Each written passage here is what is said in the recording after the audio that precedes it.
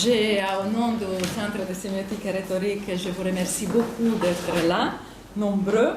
Écoutez Julien Tiburce, qui est postdoctorant au sein de l'UMR 5191 ICAR.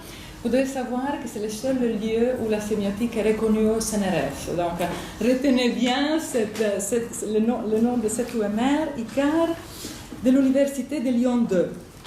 Alors, il a commencé à travailler sur la relation entre musée et prison, mais ce n'est pas de ça qu'il nous parlera aujourd'hui, parce qu'il nous parlera surtout d'une recherche réalisée pendant son doctorat.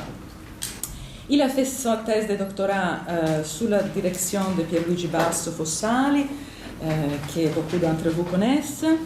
La thèse a eu pour titre « Les dialogismes urbains de l'usage tacite des espaces publics aux formes d'appropriation narrative et affective de la ville », où il a associé, c'était un peu ça le côté spécial et excellent de la thèse, d'avoir associé la théorie sémiotique à l'analyse des terrains en bénéficiant de sa formation en linguistique interactionnelle. Il a déjà publié Les Jeunes, il a déjà publié un certain nombre d'articles sur les balades urbaines, il va vous en parler, l'appropriation de l'espace, les graffitis et l'esthétique du territoire. Alors on lui laisse la parole et il va nous parler de l'appropriation de la ville en empreinte de subjectivité et documents d'archives. Merci Marie-Julia pour cette introduction et merci à vous tous d'être là. Puis merci de votre invitation à participer à ce cycle de conférences sur les Big Visual Data. Alors aujourd'hui, je vais d'abord, dans un premier temps, présenter le terrain de ma thèse avec l'ancrage épistémologique. Je vais aussi présenter quelques analyses du corpus de thèse réalisé. Et puis dans une troisième partie de l'introduction, une troisième partie de la présentation, j'essaierai de voir quel dialogue il peut y avoir, ou en tout cas quelle réflexion on peut avoir entre ce qu'on aura dit dans les analyses et la question des données produites et de leur accessibilité, leur partage dans la communauté de la recherche scientifique ou plus largement dans l'espace social. Donc je vais vous lire le texte de ma présentation, mais si vous avez des questions ou s'il y a des aspects que vous ne comprenez pas, n'hésitez pas à me couper et puis voilà. Donc pour mon projet doctoral sur le dialogisme urbain, j'ai enquêté sur le passage d'une ville en tant que lieu où les usages sont tacitement partagés à une ville où les acteurs négocient leur présence aux espaces publics, une ville qu'ils s'approprient dans leurs pratiques ordinaires.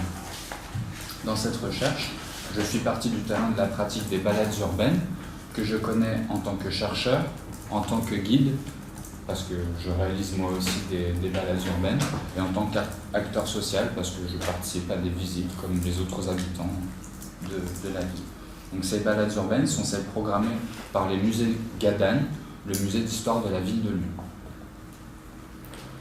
Donc, sur une première piste d'enquête de cette thèse, j'ai questionné la mise en tension d'une expérience de la ville entre des implémentations qui cherchent à faire fonctionner des objets, par exemple des routes, des banques, des skateparks, donc différents types de mobilier urbain, et des pratiques culturelles en acte, telles qu'elles sont déployées et gérées in situ par des habitants. On se focalise là donc sur les processus interprétatifs qui engagent des passages entre la perception d'un environnement et l'énonciation d'une expérience de la ville. Sur une deuxième piste d'enquête, l'appropriation sémiotique de la ville est conçue en tant que prise, toujours renouvelée, sur la relation que l'on entretient aux espaces sur les plans phénoménologiques, narratifs et affectifs. Et deux questions se posent ici. Quelles sont les relations de confiance et de croyance d'ordre symbolique enracinées dans les projets urbains, et comment ces relations se transforment in vivo dans les pratiques des habitants. Une troisième piste d'enquête de l'appropriation consiste à explorer l'appropriation de la ville comme mise en tension d'une socialisation du sens, c'est-à-dire qu'on tente ici d'observer et d'analyser les processus interactionnels par lesquels une parole est rendue propre et est faite sienne en situation d'interaction. Donc pour enquêter sur l'expérience de la vie in vivo, je me suis appuyé sur l'acception qu'en donne le philosophe pragmatiste John Dewey. Dans sa leçon fondatrice sur l'art comme expérience, il conçoit l'expérience en tant que résultat, signe et récompense de cette interaction entre l'organisme et son environnement. Donc pour caractériser les tensions en jeu dans le dialogisme urbain, j'observe les couplages entre des individus et un environnement social et culturel indéterminé. Dans le cours des balades urbaines guidées, on peut observer comment les participants gèrent collectivement et de manière plus ou moins perméable les articulations entre leur propre référentiel de valorisation et celui des autres participants, dont les contours et la teneur restent à ajuster. L'élection du terrain de la balade urbaine s'est fait presque naturellement, donc, si j'ose dire, du fait de mon expérience de guide avec les musées Gaden. Néanmoins, j'aurais pu mener une étude de l'appropriation de la ville à partir de discours institutionnels déjà réalisés et déjà disponibles sur divers supports à travers différentes médiations. Pour motiver donc scientifiquement le choix du terrain des balades urbaines, j'ai repéré et caractérisé des traces institutionnelles d'appropriation dans le premier chapitre de la thèse, par l'analyse d'écriture encyclopédique et cartographique, ou encore de discours sur le site internet de la métropole de Lyon et de la marque dans une forme de city branding Only Lyon. Donc par exemple ici, sur la deuxième capture d'écran, on a une capture d'écran d'une vidéo où Lyon est scénarisée comme métropole co-intelligente. La co-intelligence se manifeste par la mise en relation d'un centre historique rayonnant, symbolisé par la statue de la Madone de Fourvière, de la basilique de Fourvière, avec un centre économique représenté par les tours de la Part-Dieu et InCity. Donc le fondu enchaîné que l'on a ici, visant sans doute à sémiotiser une articulation harmonieuse entre ces deux pôles dans la trame urbaine. On peut identifier deux limites à travailler sur ce type de corpus. La première est l'impossibilité pour le chercheur d'accéder à la réception de ce discours par les habitants. Qu'est-ce que disent les habitants de ce discours qui est présent sur le site internet, à laquelle se trouve liée une seconde limite, l'absence d'attestation de la reconfiguration de la scène pratique par ces instances de réception. Comment ils réembrayent, comment ils réénoncent leurs propres paroles et leur propre expérience de la ville après avoir visualisé cette vidéo. Donc quels ajustements seraient opérés entre les acteurs sur le plan du pouvoir, du croire, du savoir et du vouloir.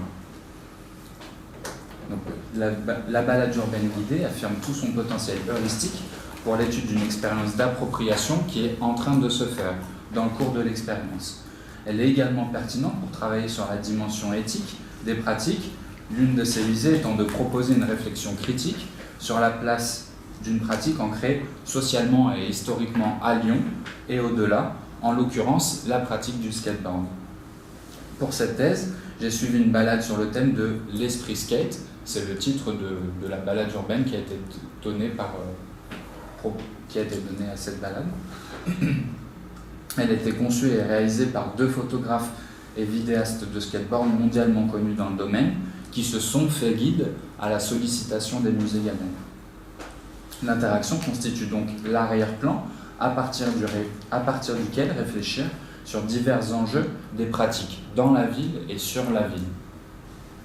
Sur le plan socio-pragmatique, l'enjeu est d'observer les recadrages, les reframing, par des pratiques en acte entre des usages et des normes pas forcément partagés par tous les acteurs. J'ai notamment rendu compte des différentes perméabilités entre plusieurs pratiques d'un même site architectural par la dialectique entre une coprésence de formes sémiotiques et des formes de cohabitation d'un espace urbain. Sur le plan thématique, je m'étais dit qu'une documentation d'un esprit skate tel qu'il est mis en intrigue par les skateurs constituerait pour moi un matériau à côté duquel je ne pouvais pas passer, notamment pour étudier les continuités et discontinuités entre la pratique du skate et d'autres pratiques dans la ville, comme celle du street art et du graffiti, auxquelles je m'intéresse au-delà de la thèse. Finalement, ce terrain est l'occasion de mettre en œuvre un dialogue entre la recherche en sciences humaines et d'autres acteurs d'un milieu culturel local à Lyon, et prendre part à une expérience de la ville en parcours, à travers l'étude de la balade urbaine guidée, c'est aussi collaborer avec des acteurs extra-académiques pour penser la citoyenneté des pratiques culturelles, la citoyenneté de la pratique scientifique, en regard à leur propre perspective d'habitants déployés sur les projets urbanistiques. Donc cette pratique à vivre et à expérimenter de manière collective est celle de la balade urbaine, qui n'est ni une flânerie baudelairienne, ni une dérive à la Guy Debord. En effet, les deux baladeurs, donc Fred Mortagne et Loïc Benoît, ont élaboré un discours programmatique, c'est-à-dire un itinéraire à réaliser à travers un parcours. Ils ont constitué une partition, une forme de partition discursive de la ville, à exécuter in vivo, avec les inflexions des autres participants et des autres usagers alentours. Donc pour rendre compte de cette dialectique entre une ville qui est itinérée, partitionnée, et une ville parcourue, jouée en actes, j'ai suivi deux occurrences de la balade Esprit Skate au printemps 2016. J'ai fait l'hypothèse que la mise en regard d'une occurrence par rapport à l'autre permettrait de faire émerger des variants et des invariants de cette pratique de la balade urbaine. Les participants, donc d'une balade à l'autre, les participants ne sont pas les mêmes, les conditions météo non plus, et les pratiques des habitants non plus, ce qui implique nécessairement donc, des inflexions sur l'itinéraire. Encore faut-il savoir lesquelles. Donc pour avoir un matériau qui favorise une enquête sémiotique fine de la transformation de l'expérience et pour avoir des données qui garantissent le principe de réfutabilité de mes analyses, je me suis appuyé sur un dispositif développé par le groupe de recherche ICOR au sein du laboratoire ICAR. Le laboratoire ICAR, c'était dans la première diapositive, ça veut dire interaction, corpus, apprentissage, représentation. Donc je me suis appuyé sur un dispositif d'enquête et de constitution de données qui est développé au sein de ce laboratoire.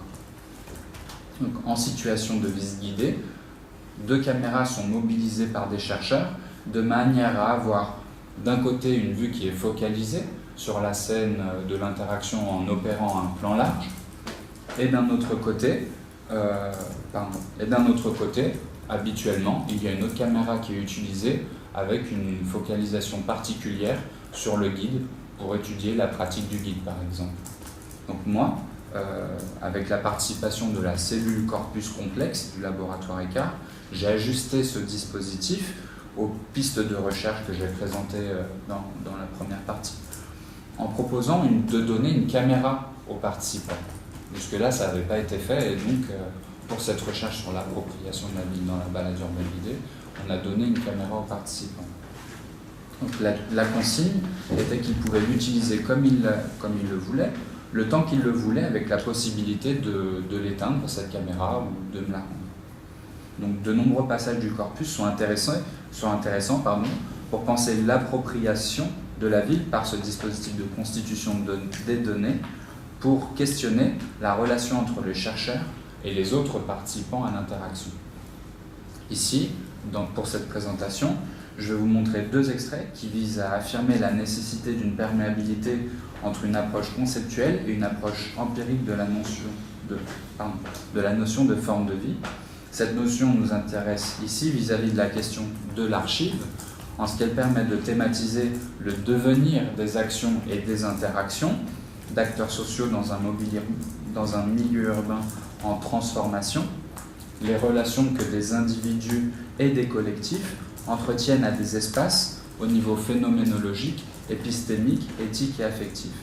Les expériences dans la balade urbaine guidée sont alors étudiées pour ce qui est mis en visibilité dans le cours d'une interaction dans un parcours, pour les modalités sémiotiques à travers lesquelles des traces d'appropriation passées, en cours ou futures émergent et sont perçues, sont interprétées et énoncées collaborativement entre les participants aux visites. en cherchant à respecter le principe d'accountability, fondateur de l'ethnométhodologie, notamment représenté par Harold Garfinkel, on peut retracer la transformation des objets et des sujets à partir de ce qui est rendu public, de ce qui est socialisé, énoncé entre les participants. L'un des autres enjeux épistémologiques de la thèse, donc, que j'appréhende ici sous un angle spécifique, est de coupler les théories et méthodes de la sémiotique à celles de la linguistique interactionnelle, notamment représentée par les travaux de Catherine Carvara-Orecchioni, Véronique Traverso et Lorenza Mondada. Au premier point d'arrêt de la donc, au bol de la guillotière, ce qui s'appelle le bol de la guillotière, on a pu observer comment des caractéristiques de ce dispositif, conçu pour la pratique du skate, sont sémiotisées en interaction à travers une parole multimodale. Une énonciation de l'espace où les modalités orales et gestuelles sont enchevêtrées. Les deux guides proposent notamment de s'intéresser aux différentes textures des matériaux mobilisés dans le design de ce lieu, de cette architecture. La multimodalité de l'interaction est donc tout à fait intéressante pour penser les liens entre la dimension polysensorielle de l'expérience et le caractère polysémiotique de l'espace. L'expérience qui met en jeu le rapport à la vision, au toucher, et à l'odorat et à l'ouïe, etc. Et le caractère polysémiotique de l'espace où il y a une multiplicité de langages architecturaux, publicitaires, entre autres. Oups, pardon. Donc je vais vous jouer l'extrait. L'apparence c'est plat. Alors en apparence, oui c'est plat, ça peut correspondre. C'est pareil sur le tennis Lexus, si c'était un petit peu plus rugueux, ça fait des faux rebonds et du coup de l'extérieur oui c'est pas mal, mais en fait mais moi quand j'étais gamine, il y avait des endroits qui étaient recouverts pour le patin à roulettes, où il y avait un bon bitume. Voilà, nous c'est pas avoir fait le skate, bien roulé, et là voilà en fait. Là ils ont même pas posé la classe. On met ça sur le rapport fromage, on met sur le rapport fromage. Là par contre, avant, ça c'est bien, et ça c'est pas bien. Alors pour Est-ce que vous avez tous entendu ça va ? Donc, par cet échange, on peut retracer l'évolution de l'objet skatepark à travers la triade interface, ergonomie et prothèse, mobilisée notamment par Anne Beyer-Gélin dans une étude sémiotique du design.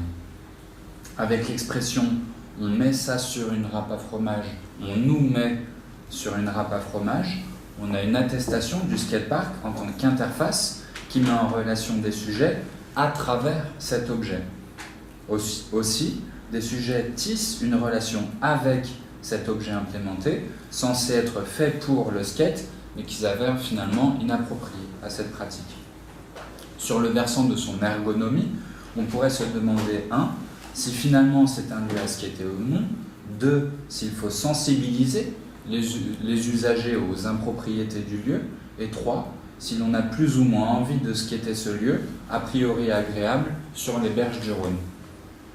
Sur le versant de la prothèse, on observe une discontinuité entre l'identité visée de l'objet, un lieu fait pour les skateurs, et l'identité de l'objet saisi par les skateurs, soi-disant un skatepark, un lieu qui n'est pas un skatepark. Juste après cet extrait, on entend en effet l'un des guides dire que si ce bol a fait le tour des magazines européens, on a pris des photos et il a été dans des magazines européens, en gros, c'était pour en rire. C'était pour railler une implémentation fautive, erronée. Les expressions soi-disant un skatepark et râpe à fromage sont intéressantes vis-à-vis de la tenue du sens des objets, tenue qui a apprécié dans toute sa polysémie. D'une part, les paroles des participants déchirent le vêtement sémiotique qui habille les objets et canalise les pratiques. D'autre part, elles interrogent la confiance des skateurs en les aménageurs et la croyance d'un sens institué, ceci est un skatepark. Si le discours en interaction pointe ici des troubles pour l'implémentation d'un objet, c'est parfois le discours des guides lui-même qui est soumis aux troubles de l'environnement. Donc l'extrait suivant permet de nous focaliser sur les formes de vie des sujets, cette fois-ci dans un espace social. Juste avant l'extrait en question, les guides ont thématisé leur rapport aux anti-skates, qui sont des petits objets incrustés dans le mobilier urbain pour empêcher les skateurs de pratiquer le skate dans la ville. Dans cet extrait, on peut observer en quoi la caractérisation de rôles de sujets sociaux en discours est soumise à la contingence du terrain, de l'interaction, aux autres pratiques de la ville, comme au point de vue des participants. Voilà, il y a plein de gens qui ne le feraient pas. Nous, c'est logique, mais c'est super normal de taper dessus en se disant c'est le lien, il a fait du scénario, voilà, on va se prendre une petite journée entre guillemets, tout ça. Les skateurs ne sont pas des gens qui restent dans trop les règlements et on aime bien. Voilà, on se crée un peu aussi une vie atypique, on cherche les ennuis, mais au moins on se plaint pas. Vous êtes vraiment des gars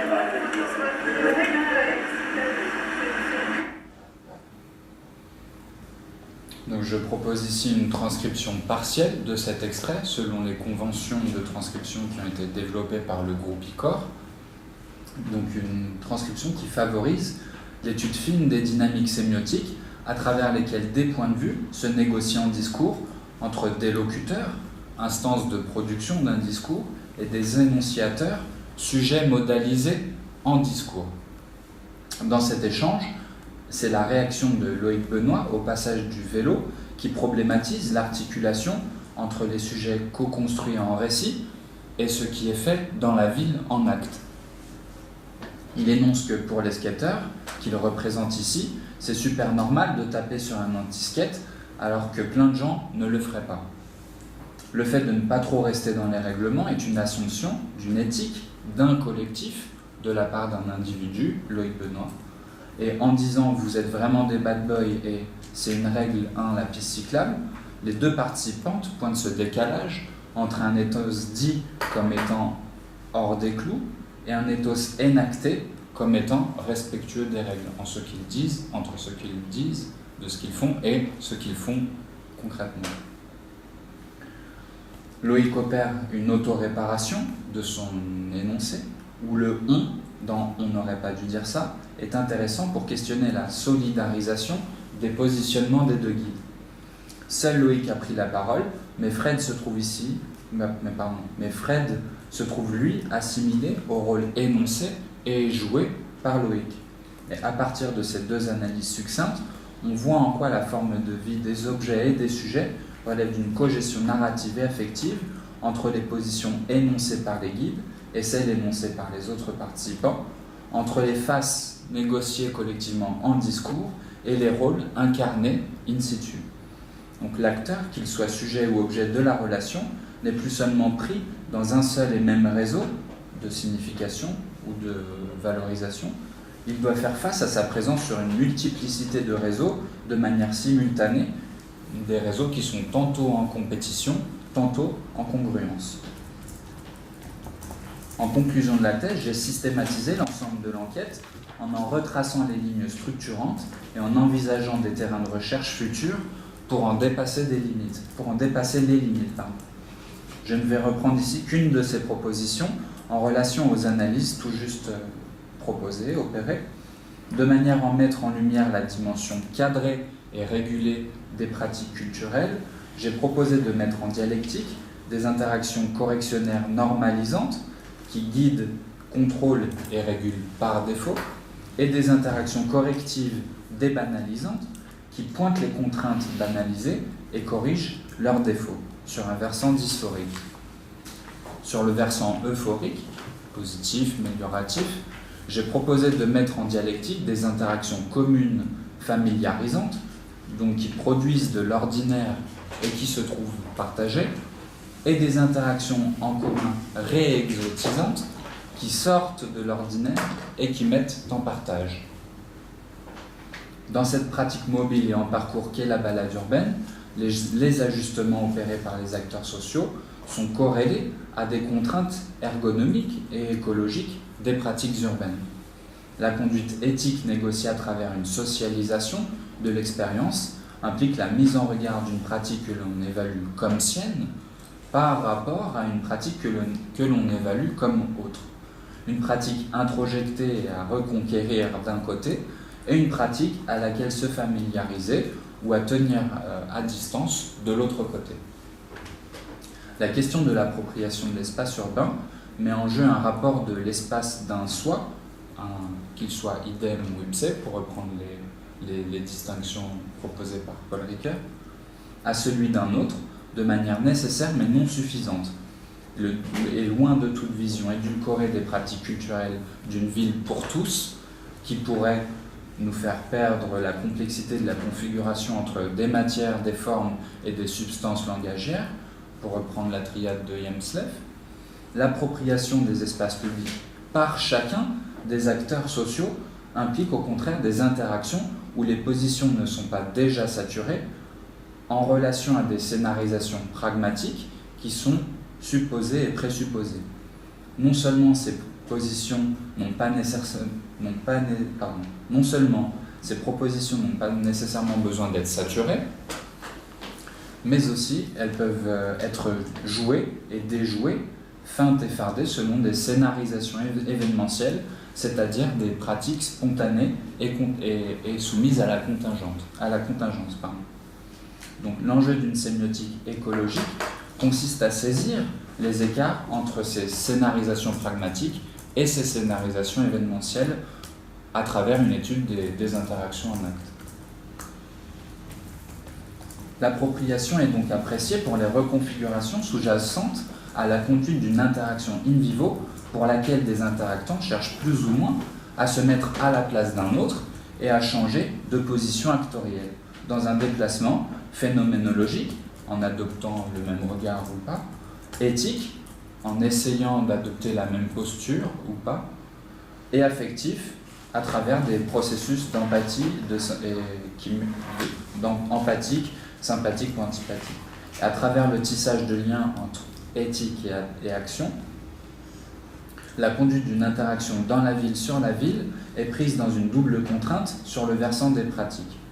En effet, on trouve d'un côté l'élaboration de protocoles d'usage en vue de conduire ou de faire conduire et faire respecter une interaction exemplaire, c'est-à-dire une scène pratique où tout marche bien, où le skatepark qui est prévu comme skatepark est utilisé comme skatepark, et de l'autre côté, la créativité des gestes interprétatifs, énonciatifs et praxéologiques qui est cultivée dans un cours d'action collaboratif en vue d'expérimenter un réencadrement des usages. Ce qui nous est proposé comme étant un skatepark n'est pas un skatepark et ne peut pas être utilisé comme un skatepark. Où on va skater alors? Dans une telle dynamique, les processus sémiosiques, d'élaboration d'une sémiose dans la ville, sont appréciés à partir de formes d'appropriation narrative et affective d'une expérience par une expérience in vivo. Cette expérience se déploie par une prise sur son corps propre, c'est la perception-énonciation incarnée, autant que et sur un objet tel que la caméra qui a été utilisée, c'est la perception et énonciation instrumentée.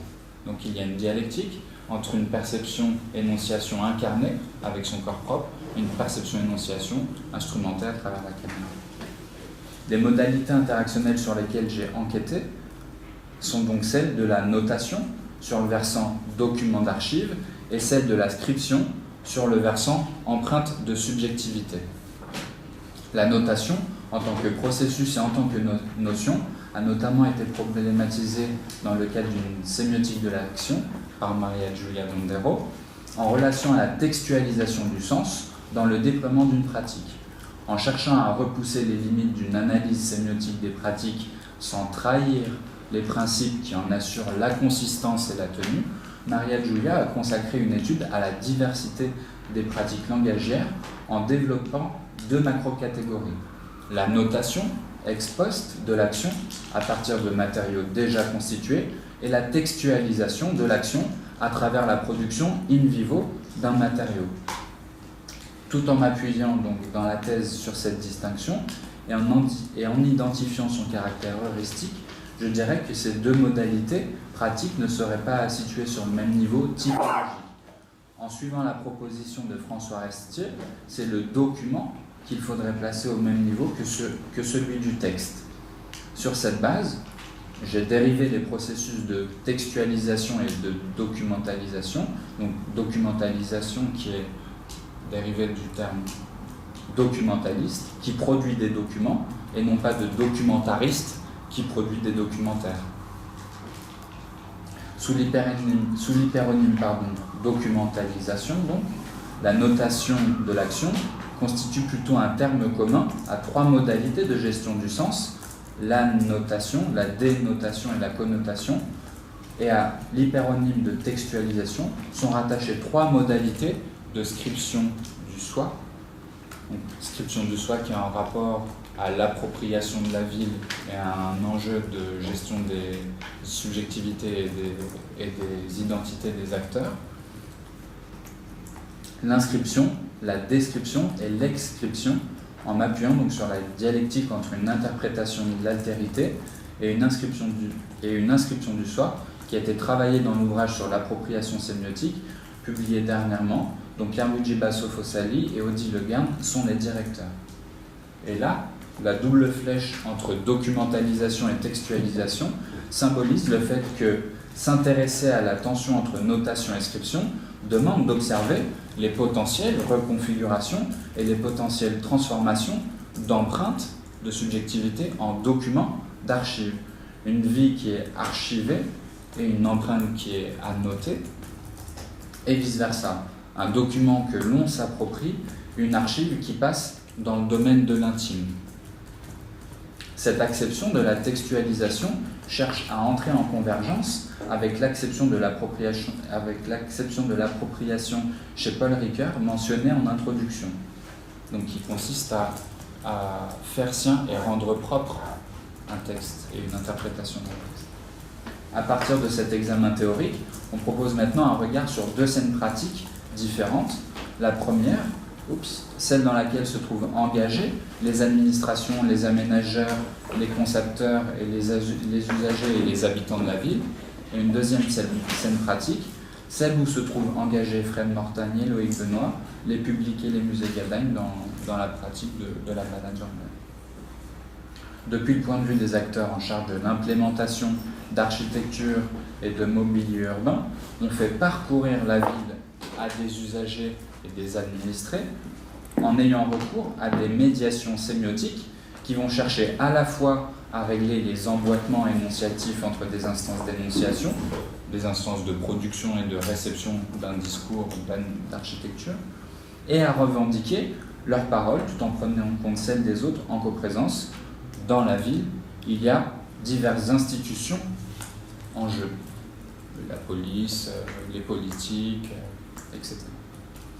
Ces médiations peuvent relever aussi bien de l'enveloppe métasémiotique, en ayant recours à des médiations tierces, telles que la signalisation in situ et la diffusion de lettres d'information, que de l'inscription épisémiotique, par l'élaboration d'une programmation de l'action, le guidage d'une utilisation et l'identité de sujets multiples qui sont enracinés dans un dispositif architectural, comme on l'a vu avec l'extrait de la râpe à fromage.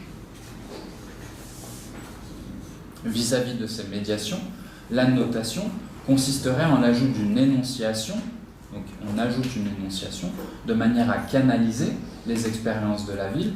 On ajoute une note à un dispositif pour en itinérer l'usage et en réguler le devenir, la forme de vie. La connotation, quant à elle, renverrait à la collaboration d'instances énonciatives en charge d'une implémentation concertée et plurielle des espaces publics. Par là, donc, on instancie le fait qu'il y a une concertation des différentes instances de production de l'espace public. Et ensuite, la dénotation serait la production d'un document visant à supprimer une notation antérieure, de manière à mettre à jour des données qui permettent ou qui interdisent certaines conduites d'action. Et là, on prend en compte l'évolution des normes et l'on rend compte d'une transformation technique et une d'une transformation des expériences à élaborer des dispositifs architecturaux. Selon un principe de soutenabilité sémiotique, les pratiques sémiotiques s'enracinent toujours dans au moins 2 jeux de langage, ce qui garantit la forme de vie de l'objet culturel et enfin son histoire, pour reprendre une expression une définition donnée par Pierluigi Basso-Fossalli. Dans la pratique même de l'enquête du sens de la ville, les acteurs sociaux s'approprient un espace-temps au-delà d'une appropriation qui aurait déjà été prévue, programmée et figurativisée dans les dispositifs implémentés in situ. En pistant les traces des diverses instances, en retraçant les voies énoncées et en creusant ses propres sillons, l'interprétation collaborative d'un espace travaille ainsi sa propre forme de vie à travers une sémiose en parcours. Dans la perspective d'une analyse de discours telle qu'elle peut être pratiquée par Alain Rabatel, ce travail interprétatif se conduit par la prise en compte et la prise en charge de voies alternatives et compétitives de manière à les rejeter ou à les incorporer. Cette prise en compte peut s'avérer aussi bien salvatrice, on partage un spot de skate avec d'autres acteurs, que malheureuse, d'autres ont pris la place ici et l'on ne peut pas venir sans créer de conflit territorial.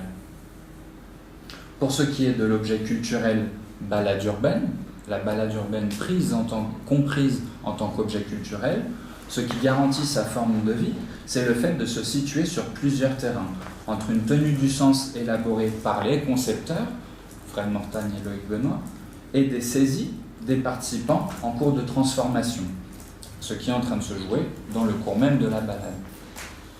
L'environnement urbain influence la trajectoire identitaire de cet objet culturel, aussi bien à chacune des performances, à chacune des occurrences de la balade, que lors de leur devenir dans un espace culturel en mutation. Dans une expérience mobile et en parcours, si la ville change, s'il y a une interprétation et un discours sur la ville qui change, les acteurs, eux aussi, changent, voire en même temps. Ils changent en même temps qu'ils sont en train de dire quelque chose de la ville. La balade urbaine peut prendre différents sens et différents tons au fil de la vie de chacun des participants.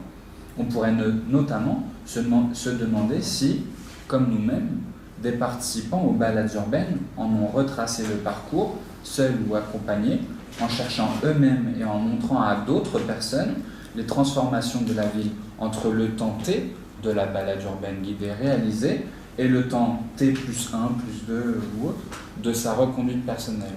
Autrement dit, on a été là dans la balade urbaine et plus tard, on va voir si les choses que l'on a dites et que l'on a vues ensemble, en groupe, ont changé et comment.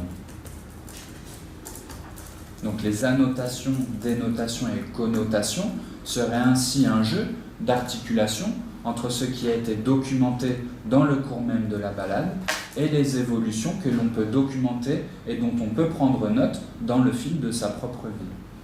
Si on ne peut pas attester d'une telle situation au-delà de ma propre expérience, de mon expérience personnelle, on peut en revanche étudier les négociations à l'œuvre entre les participants dans le cours même des balades urbaines dont nous avons une attestation. Par exemple, on peut s'intéresser à la place que peut jouer la caméra en tant que médiation tierce dans la perception et énonciation d'un acteur.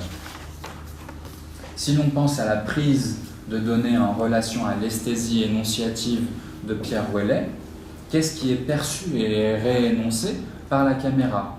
Selon quelle modalité et à quelle finalité archivistique? À partir d'un regard sur les processus de notation des sens, on peut maintenant s'intéresser à la textualisation de l'espace au niveau esthétique, épistémique, éthique et passionnel. Sur son versant textualisant, la pratique de la caméra permet de saisir une scription polysémiotique et multidimensionnelle des liens valorisés entre des sujets et des objets dans la ville. En effet, la médiation de l'expérience vive par la caméra négocie la présence d'un hiatus de la caméra selon une forme de révision articulée en 3 étapes. Dans un premier temps, voir de nouveau l'expérience, voir de nouveau l'expérience, nous fait la voir autrement et peut nous faire réviser l'interprétation de la scène qui s'est jouée. D'une part, l'enregistrement de la balade urbaine constitue une description de la subjectivité d'un autre que soi ou d'un autre de soi en cours d'instauration. À travers la gestion de la mémoire vive d'une culture urbaine, les acteurs tissent une pratique de la caméra par palimpseste. Il y a des scènes qui se recadrent et les rôles se superposent les uns les autres, et par écrasement, l'énoncé en cours, en train d'être déployé, remplace d'autres discours et les identités actorielles stabilisées sont effacées. D'autre part, la pratique de la caméra met en jeu une inscription dans la ville par son propre pli énonciatif d'un récit social toujours à négocier et à s'approprier. Par une mise à jour de perception et d'énonciation déjà stabilisées, les acteurs sociaux réévaluent leur présence et co-construisent un sens de leurs actions. Si j'ai été en position d'observation participante en tant que chercheur, ma modalité de participation par la caméra n'est pas du même ordre que celle des autres participants impliqués à qui j'ai donné une caméra, à qui j'ai confié une caméra. Ma pratique in situ et ses finalités sont différentes des leurs, quand bien même on a expérimenté une interaction en commun et quand bien même on a cohabité le même milieu le temps de cette balade.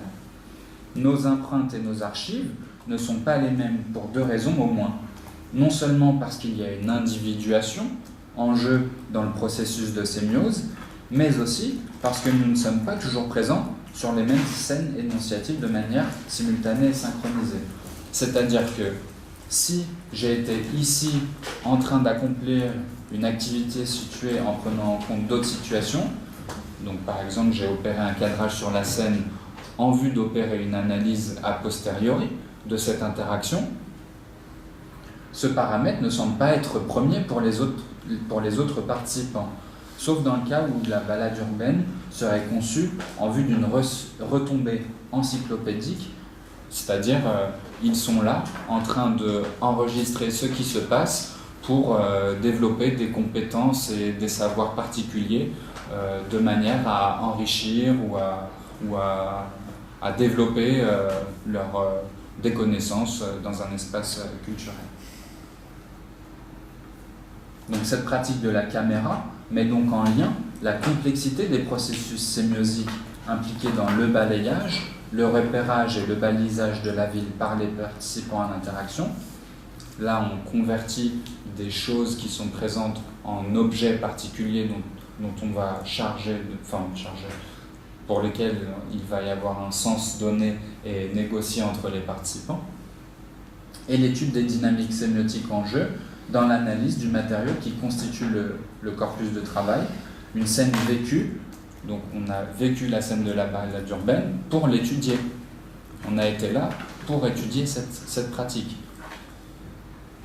Donc pour finir ma présentation et lancer la discussion sur le projet des Big Visual Data, on pourrait se demander quelles sont les passerelles à opérer entre une notation de textualisation élaborée in vivo par son corps propre et une notation textualisation gérée par une perception-énonciation instrumentée. Parvenons-nous à reconstruire une sémiose incarnée de la ville à partir d'une sémiotisation audiovisuelle de manière assurée? Est-ce que c'est toujours sûr qu'on peut se faire ça?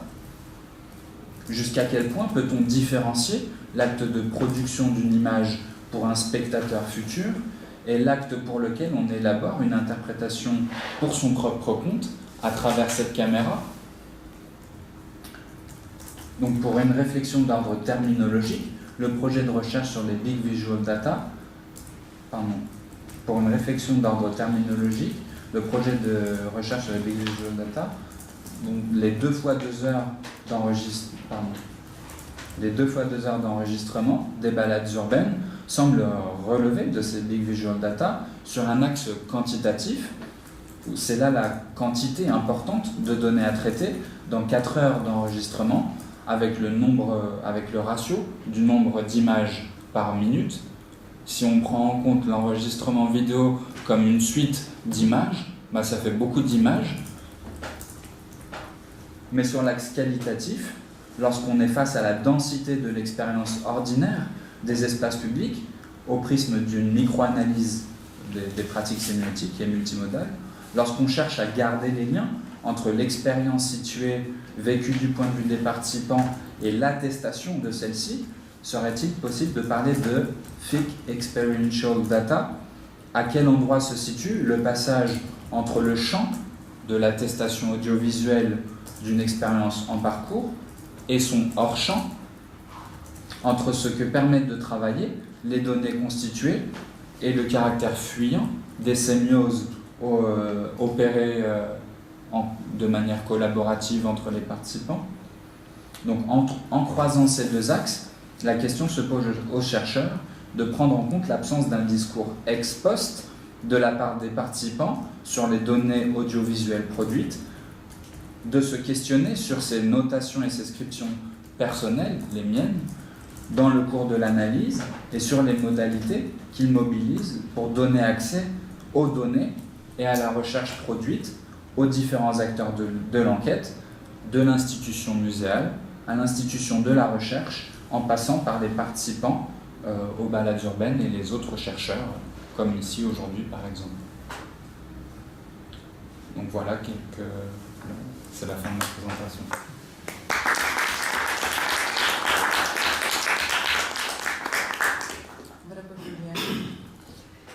Vous les avez vus, c'était très dense. Hein? C'était très intéressant aussi de tenter de penser les big visual data qui nous sont par définition distants, hein? Par définition mis là comme quelque chose de très autre. Hein? C'est vraiment comme l'a été fait, d'avoir essayé de voir comment on peut combiner la description dense et la vision de loin typique de Big Data. J'ouvre la discussion. Qui veut se lancer pour des demandes de précision, des commentaires? Bravo, Ingrid est toujours la première. Hier aussi, Ingrid est la première. Non, justement, parce que c'est vraiment du détail. Tout d'abord, merci beaucoup. C'est, oui, comme Maria-Julia vient de le dire, quelque chose de très dense avec justement des modélisations un petit peu dans beaucoup de domaines qu'on met ensemble, hein, finalement. Et donc, justement, je voyais que tu citais Joël Lemarec et ses travaux. En fait, ce sur quoi tu travailles, on peut dire en plein que ça rentre dans le cadre de sa théorie des composites, en fait, avec un mix d'usages, de pratiques, et tu utilises aussi les méthodes qu'elle a mises en place pour travailler un petit peu ethnographique, alors. Pas ethnographique particulièrement, parce que moi, par exemple, j'ai pas fait une ethnographie de la balade urbaine, dans ma thèse en tout cas. Ouais. L'enjeu n'était pas là. L'enjeu était de concevoir la balade urbaine comme pratique en interaction, à partir de laquelle réfléchir, concevoir et travailler sur pièce une appropriation de la ville.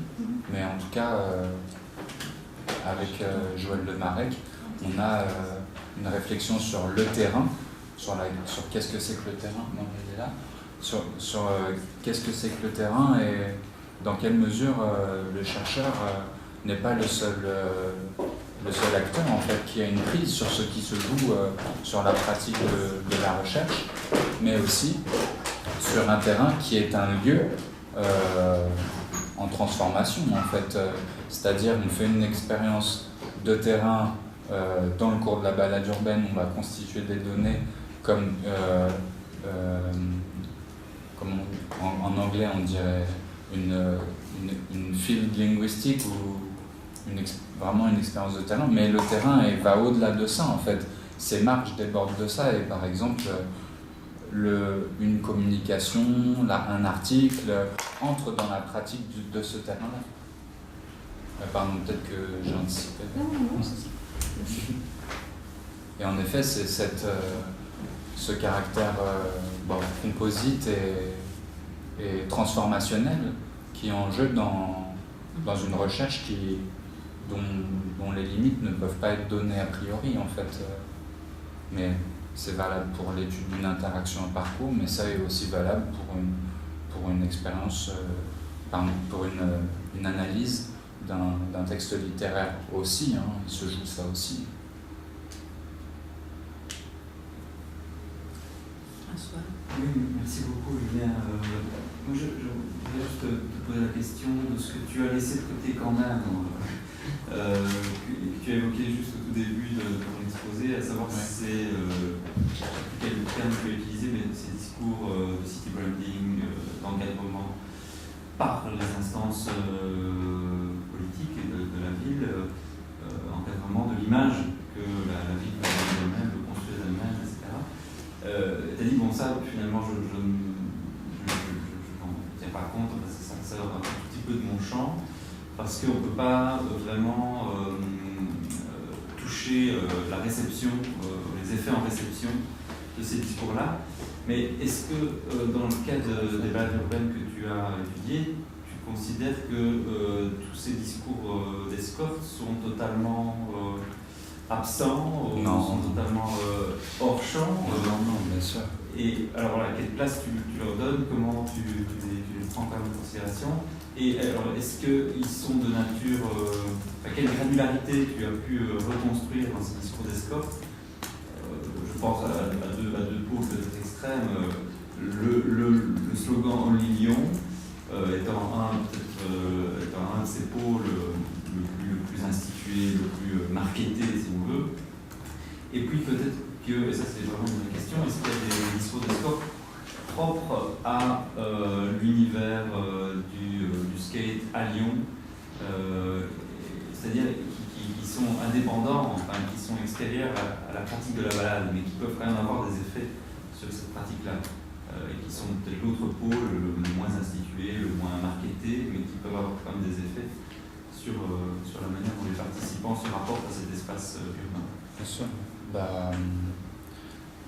Pour la question du premier pôle, où il y a des institutions politiques, culturelles, économiques, financières qui agissent et qui produisent des discours dans un espace social, un territoire administré, là en l'occurrence la ville de Lyon, moi ce qui m'intéresse c'est de voir comment ces discours peuvent être interprétés, comment ils infusent dans les pratiques sociales des habitants à partir de ce qu'ils en disent eux.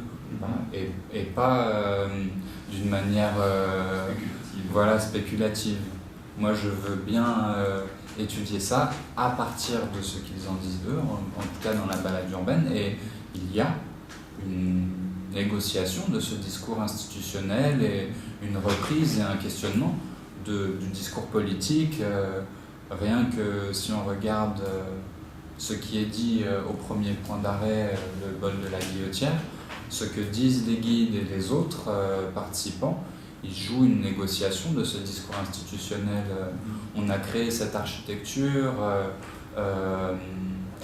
en vue de produire une belle image de la ville, en vue d'attirer en vue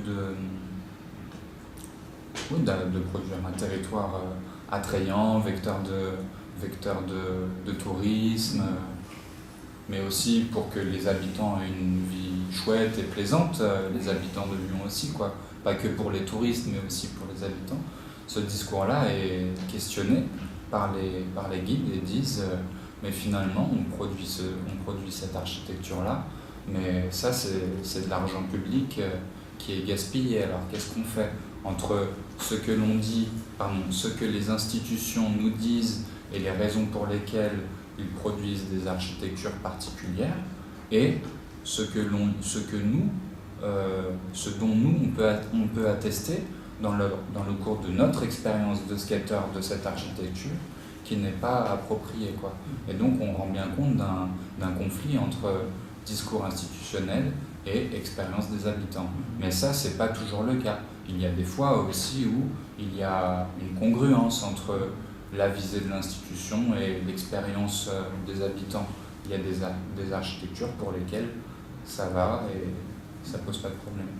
Ensuite, pour le deuxième pôle, qui est une autre image que les skateurs eux-mêmes pourraient donner de la ville, eh bien, il y a des participants à la balade qui thématisent le fait que la pratique du skate et la production d'images sur le skate parce que les deux personnes sont vidéastes et photographes de skateboard.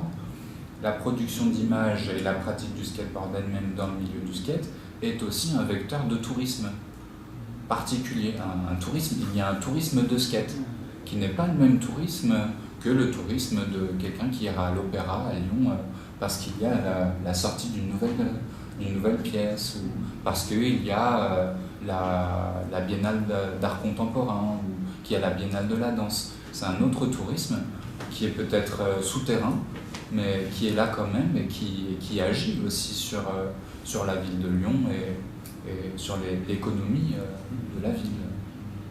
Je ne sais pas si ça répond bien.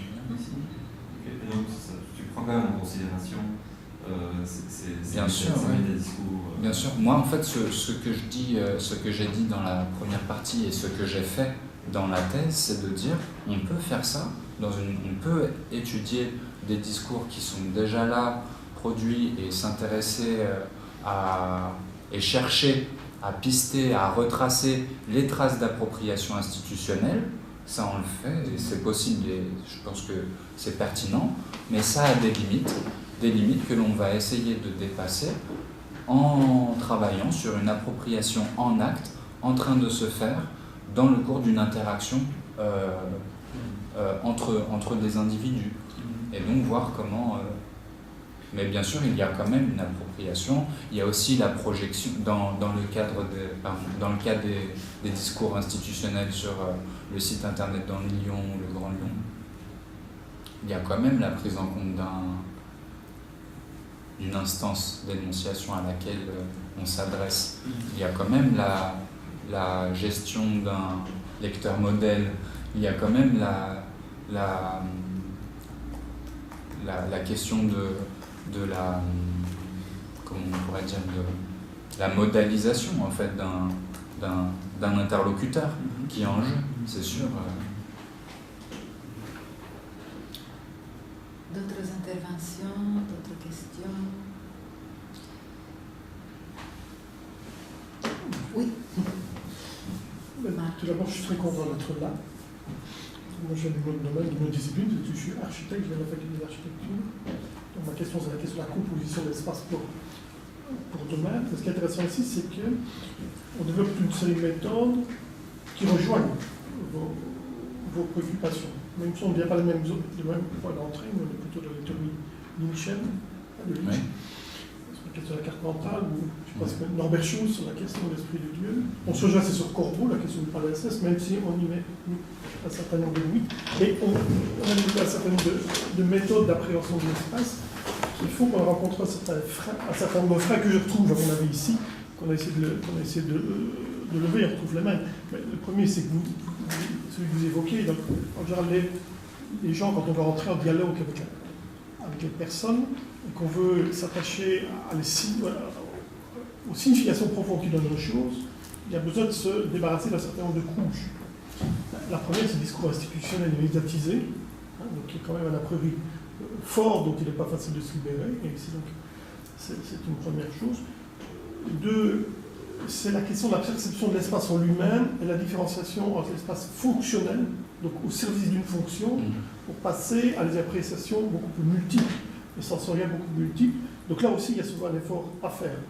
Les gens réagissent en fonction, ils ont des guidons, en fonction de les problèmes qu'ils rencontrent immédiatement. Et c'est ça pour nous qui est plus fort, même si, en réalité, si on cherche la signification de leur subconscient, on arrive à faire d'autres choses. L'autre chose, c'est sur la formulation, sur la question de l'image. On en a beaucoup réfléchi sur la façon de le faire. La question de l'image, en tout cas, caméra, c'est qu'elle ne demande pas d'effort d'interprétation, de restitution, de transcription pour la personne. Donc l'image, là, elle est carrée. Donc il n'y a pas d'effort à un moment d'interprétation et de reformulation. Je ne dis pas que c'est intéressant, c'est intéressant peut-être aussi d'approfondir par d'autres méthodes. Parfois, entre le discours sur la documentalisation, textualisation, donc, la différence entre le descriptif et le prescriptif, effectivement, on n'est pas aussi. La limite n'est aussi nette que ça. Donc quand on connote, quand on est même sur la question, en même temps on projette. Donc en même temps on est dans la volonté de changer une valeur de l'action, là on retrouve aussi des préoccupations. Donc voilà quelques il serait intéressant d'échanger plus longuement sur les méthodes, parce que, et ça me semble des points de jonction tout à fait intéressants et complémentaires avec ce que l'on fait. Parce que notre question est celle-là, hein, les architectes, donc nous on peut décrire, comprendre l'espace physique, ses mutations, etc. Mais ce qui nous intéresse, c'est pas tellement l'espace en tant que tel qu'on peut le décrire, mais la façon dont il est perçu, parce qu'on fait au service des personnes. Donc la question de la signification est une question fondamentale qu'on doit essayer d'appréhender avec un certain nombre de méthodes. Donc c'est intéressant de voir les complémentarités qui existent entre nos différentes méthodes. Oui, entre l'espace donc, qui serait plutôt sur son versant architectonique avec une structure, perçu par les... voilà, et un autre versant qui est l'espace parcouru, vécu par les usagers, par les habitants. Le parcours, parce que on a un discours convenu à Lyon tel que vous le représentez, et maintenant la promenade, c'est la rive, c'est bien localisé, c'est la rive gauche du Rhône. Il y a bien l'image la plus emblématique aujourd'hui de Lyon, c'est bien la rive gauche du Rhône. Donc déjà, en faisant ce choix de parcours, on est déjà quand même dans un discours assez... Bien sûr, on a une partition en effet très difficile. Après, même s'il y a le discours, le dialogue, je ferai mettre en question, très difficile de sortir de ça. Ce qui est intéressant, c'est inviter à parcourir autrement. Très difficile, vous voulez dire? Parce que si je demande à n'importe qui de signaler aujourd'hui le lieu le plus fort et le plus emblématique de Lyon, il me semble que la rive gauche du Rhône, parce que c'est là qu'on vient en dernier, donc il va rentrer déjà dans ce formatage-là. Vous me dites vous-même, à un moment donné, et même dans une logique de canalisation, parce qu'on a nagé dans une... On est là la question de la circulation, la question de la fonctionnalité, la question du escargot, je vous dis moi-même, on va même plus l'eau. Si on avait posé la question transversale de relation à l'eau, ça aurait été, je ne sais pas comment, ça aurait été une difficulté. Parce qu'on est justement aussi guide. Parce qu'on n'a plus la capacité nécessairement de percevoir, s'arrêter, percevoir à travers l'ensemble des sensations, au-delà du message contenu, au-delà de la première fonctionnalité que l'espace leur rend. Donc là, il y a des nuancements tout enrichir. Le choix du parcours, juste, c'est le musée qui... C'est les guides. C'est les guides eux-mêmes, ouais. Moi, en aucun cas, j'ai fait quelque chose sur l'itinéraire. Mais donc, on est dans l'itinéraire contenu. Bah, eux, ils ont proposé un parcours, moi je vais remettre. Hein. Ils ont proposé un parcours de la ville de Lyon sur le thème de l'esprit skate.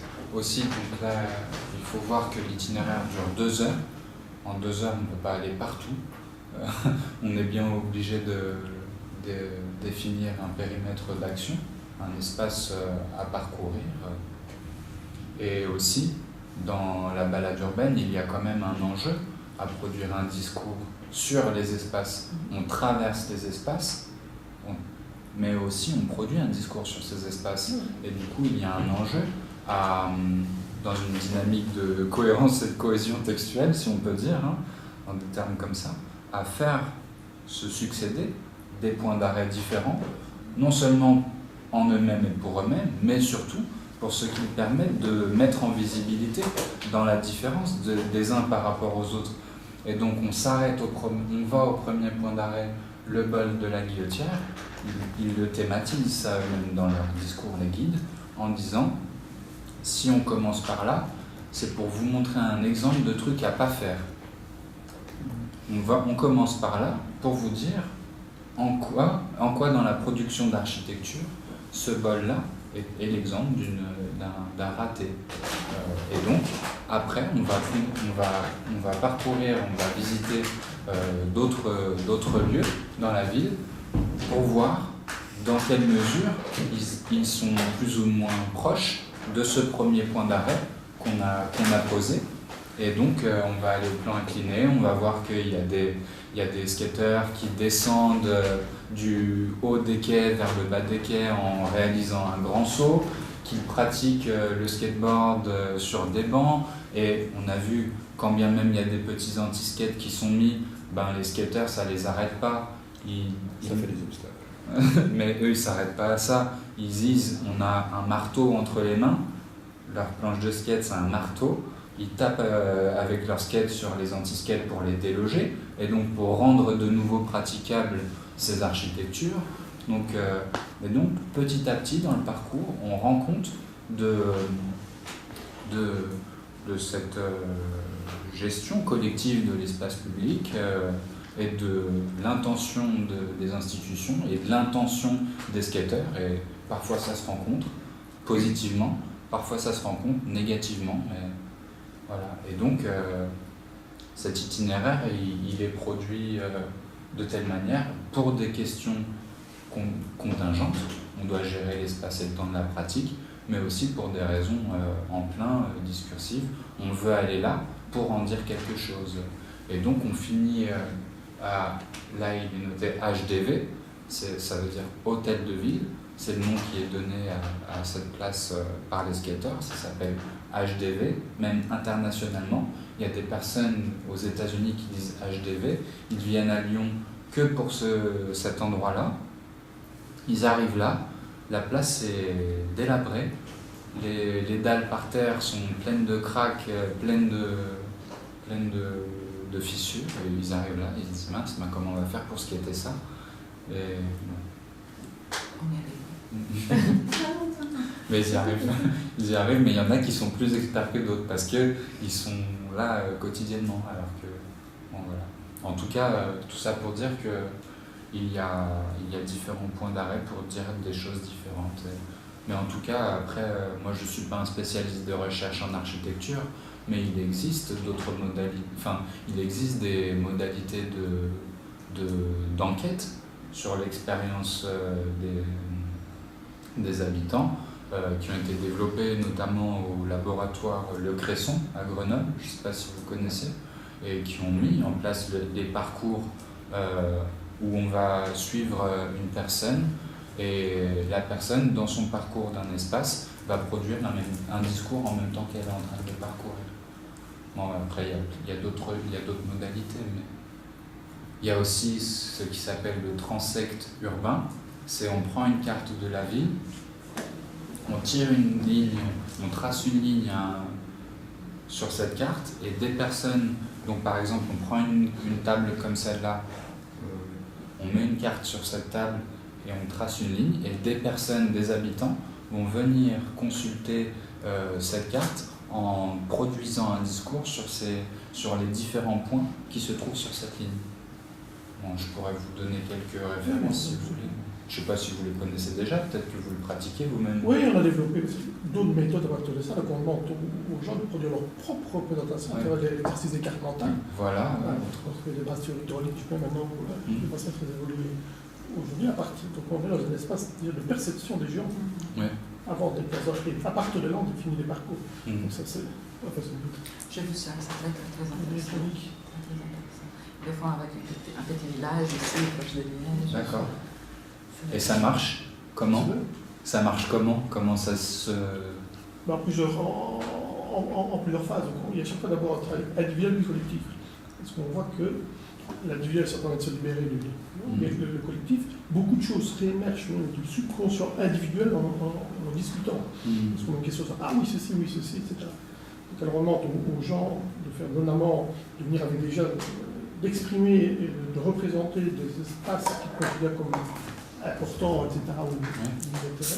On fait des efforts de carte mentale collective, on leur demande de resituer à partir de son entretien de base, et puis à partir de cela, on a en évidence des thématiques, des parcours, et puis on va faire les parcours encore.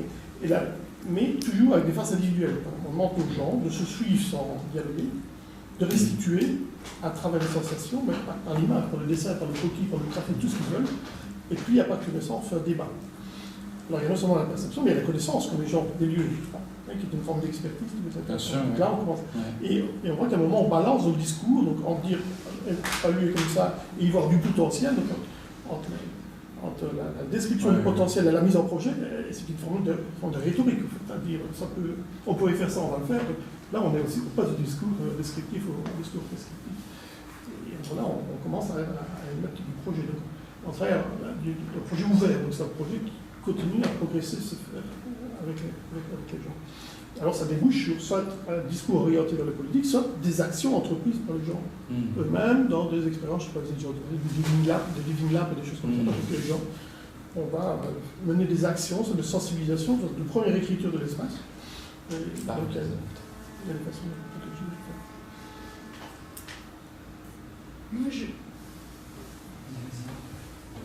moi j'ai une curiosité qui est peut-être un peu liée, mais peut-être pas. C'est-à-dire, par rapport à cette appropriation dont vous parlez, individuelle, disons, tu as parlé rapidement au début du fait que les participants, effectivement, eux aussi, ils enregistrent, etc. Je me rappelle que dans ta thèse, il y avait des passages où tu expliquais comment ils étaient un peu, comment dire, un peu embarrassés, un peu confus, ils ne savaient pas très bien, etc. Mais à toi, est-ce que ça t'a été utile de traiter ensemble, si tu l'as fait, je ne sais pas, de traiter ensemble la prise de vue du chercheur, la prise de vue des participants? Est-ce que tu as fait un travail sur la manière dont s'ajustent ces plans larges et ces plans plus locaux, peut-être des participants? En effet, il y a un ajustement de moi à eux aussi. Déjà parce que si je veux documenter une pratique en acte pour une analyse a posteriori, il faut que je vois, il faut que dans l'enregistrement qui est en cours de constitution, on voit les visages, les mains, sinon c'est pas exploitable, si on peut dire. C'est un matériau produit qui ne sera finalement pas exploitable. Donc déjà, par rapport à la manière dont ils se positionnent les uns par rapport aux autres, je me positionne moi, mais aussi, je ne sais pas si je l'ai fait de manière pleine et consciente quand j'étais en train de réaliser l'enregistrement, mais après coup, en visionnant les deux plans l'un avec l'autre, je me rendais compte de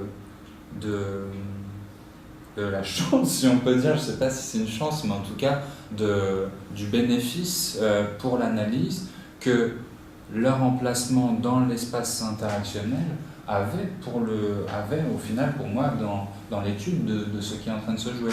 Aussi, je ne l'ai pas dit, mais là, au niveau du son, on a utilisé des micro-cravates qu'on a disposées sur les guides, donc des micros qui enregistrent leurs paroles à l'un et à l'autre, mais ces micros, ils ont marché pendant 30 minutes et après ils se sont arrêtés. Donc finalement, ça c'est des contingences matérielles finalement, mais qui ont des répercussions immédiates sur l'étude qu'on va pouvoir faire de ce matériau. Et heureusement, sur les caméras, il y avait le son. On prend l'image, mais on prend le son aussi. Et donc, grâce aux endroits où se trouvaient les participants, on a pu avoir une attestation de ce qu'ils sont en train de dire, non seulement de ce qu'on voit, mais aussi de ce qu'on entend. Et du coup, s'ils n'avaient pas été là, à cet endroit-là, avec la caméra, parfois il aurait été difficile d'entendre ce qu'ils se disent, parce que moi j'étais à distance, avec les bruits environnants, les klaxons, on n'entend pas si bien. Et donc bon, finalement, mais je ne sais pas si c'est un paramètre parfois dans la manière de me positionner dont j'avais conscience ou pas, mais en tout cas, a posteriori, je me suis rendu compte de cet avantage-là, quoi. Je ne sais pas si ça répond bien. François, est-ce que tu voulais... Oui, je voudrais juste revenir sur la thématique des balades, esprit skate, pour savoir si tu avais pu situer ce type de balade dans une typologie d'autres formes de balades urbaines, avec d'autres thématiques, avec d'autres objectifs, et avec d'autres représentations a priori aussi, parce qu'il y a quand même un paradoxe que je trouve super intéressant à vouloir faire une balade urbaine sur cette thématique-là, qui est que, enfin en tout cas dans mes représentations, la pratique du skateboard est justement quelque chose qui, a priori, ne se laisse pas canaliser par du mobilier urbain qui serait prévu pour, par un itinéraire prédéterminé à l'avance, par quelque chose qui oriente fortement la pratique. Justement, il me semble que l'esprit skate, c'est la transgression des parcours indiqués en réalité. C'est la qualité de faire de quelque chose un parcours pour le skate alors qu'il est normalement prévu pour autre chose. Donc voilà, je me demandais comment cette tension entre un parcours prescrit, orienté plus ou moins en phase avec des injonctions institutionnelles préexistantes et une pratique du skate qui, il me semble quand même, se vit dans la représentation plutôt comme une pratique transgressive. Comment tout ça arrive à tenir ensemble et surtout, ou complémentairement, est-ce que c'est une des déclinaisons d'un éventail plus large de balades urbaines sur d'autres thèmes et comment les participants se vivent dans ce paradigme-là des balades urbaines qui pourraient se décliner sur d'autres motifs ou d'autres thèmes que celui du skateboard. Du coup, il y a plusieurs réponses. Mais du coup, comme je le disais à Ingrid, moi j'ai pas fait une ethnographie de la balade urbaine, du coup je ne me suis pas lancé dans une typologisation des différents types de visites guidées. Il y a une personne qui s'appelle Anne Bossé qui a travaillé dans une recherche ethnographique sur la visite en tant qu'expérience spatiale et qui avait déjà fait ça. Et ça me semblait pas pertinent de reproduire un tel type de travail, mais pour autant j'aurais quand même dû le faire un peu plus que ce que je l'ai fait dans ma thèse. Je l'ai pas fait assez et ça m'a été souligné un peu pendant l'évaluation et pendant la soutenance de cette balade urbaine, quel type de médiation elle est dans l'éventail ou dans le paysage des médiations culturelles, en quoi elle diffère d'une balade par exemple qui est proposée par Henri Lyon, les guides conférenciers d'Henri Lyon, le musée Gadagne ce n'est pas Henri Lyon, en quoi, ça je ne l'ai pas fait et j'aurais pu plus le faire et ce serait un travail qui serait intéressant à faire plus tard je pense. Aussi il y a quelque chose qui aurait été intéressant, c'est faire une petite étude, je l'ai souligné au passage un peu dans la thèse mais je ne l'ai pas fait concrètement, c'est voir dans quelle mesure l'enveloppe métasémiotique de la balade urbaine à travers une communication par des flyers sur le site internet des musées Gadagne a une répercussion sur l'expérience de la balade urbaine directe, de l'attente en fait des personnes, pourquoi ils viennent là, pourquoi ils assistent à cette balade, pourquoi ils s'inscrivent, qu'est-ce qu'ils s'attendent à entendre ou à dire sur le thème de l'esprit skate. Ça c'est quelque chose que j'ai pas fait mais qui aurait été intéressant de faire. Et à un autre niveau encore, alors qu'est-ce que j'allais dire ? Oui, la puissance, ou en tout cas le caractère paradoxal de la balade sur l'esprit skate qui cherche à itinérer un discours sur une pratique subversive, etc.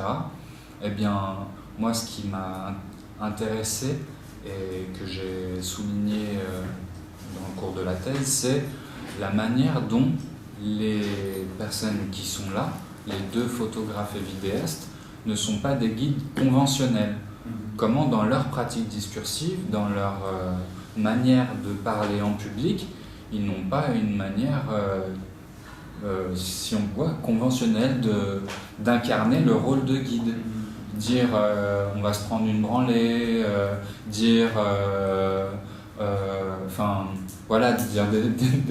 des choses comme ça. Est-ce que c'est quelque chose qui est subversif ou pas, justement, dans la manière de jouer le rôle de guide? Et du coup, ça, c'est quelque chose qui est présent tout au long du corpus et qu'on retrouve par des saillies comme ça à être encore dans cet esprit skate, quand bien même on n'est pas en train de parcourir la ville avec le skate. C'est-à-dire que dans leur pratique discursive, ils sont des skateurs.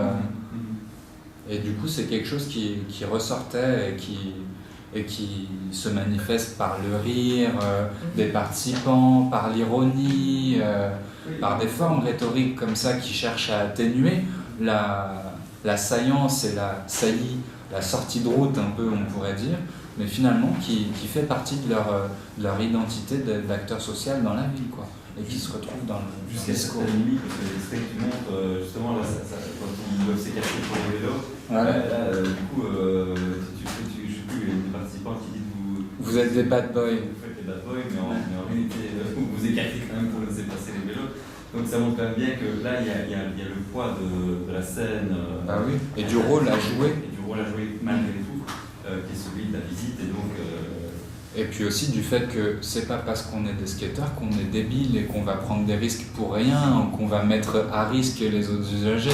Il y a aussi dans le discours des guides et des participants ce rapport au risque et au danger de pratiquer le skateboard dans la ville, à dire bah oui, très bien, on est wild, on a une pratique aventureuse et sauvage de la ville, mais pour autant on prend des risques, mais d'une manière mesurée, pas d'une manière inconsidérée et inconsciente. On prend ces risques en pleine conscience ou en pleine connaissance de cause, et en cherchant à repousser justement ces limites et ces risques-là. Mais du coup, c'est un peu ça, l'exemple du bad boy, c'est bah oui, on n'est pas complètement en rapport à notre image, mais aussi parce que on ne va pas se mettre au milieu de la route pour rien. Faire du skate et être un piéton, c'est pas pareil. Semira voulait poser une question. Ce qui me frappe dans ce que tu nous as présenté, c'est